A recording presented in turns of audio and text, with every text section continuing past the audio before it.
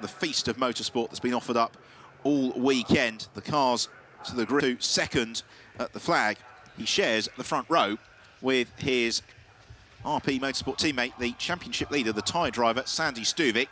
Stuvik didn't quite convert pole position yesterday. He ended up in 5th at the flag, but it was an absolutely frenetic by way of contact as the Sandy Stuvik fan. 5-second board is shown to the drivers. The red lights come on.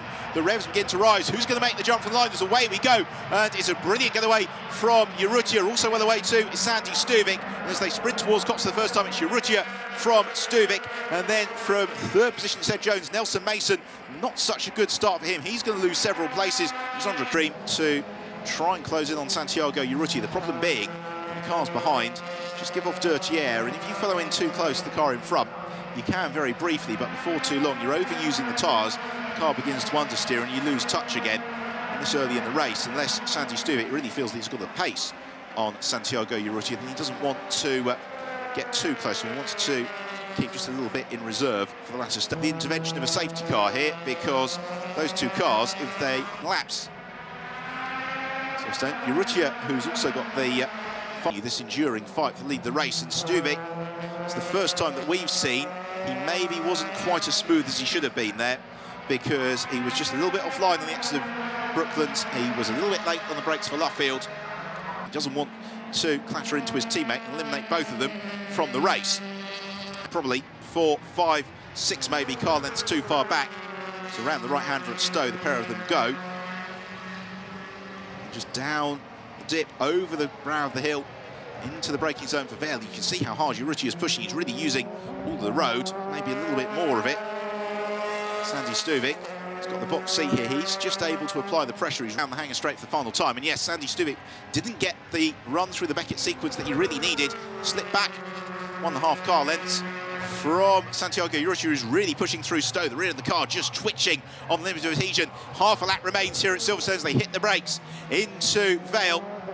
Will it be Urrutia or will it be Sandy Stuvik?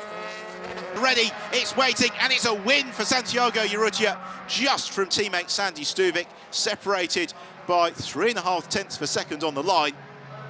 And then in 3rd place, Urrutia, 2nd place, Sandy Stuvik, and then Jones completes the podium.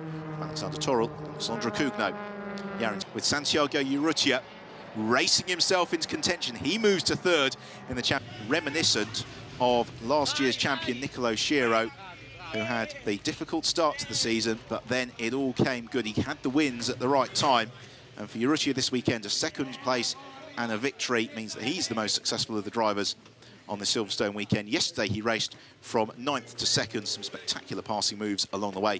Today he was able to lead it from lights to flag, set the fastest lap of the race.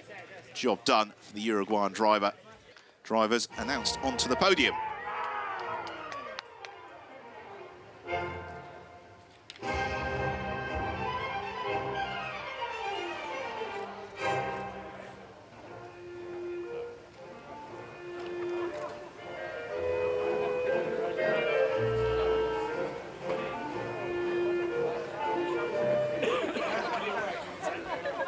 To present the Uruguayan national anthem in honour of today's race winner, Santiago Urrutia.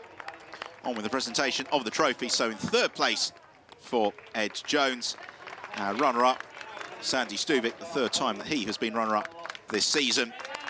And then a 2nd posing for the photos atop the rostrum.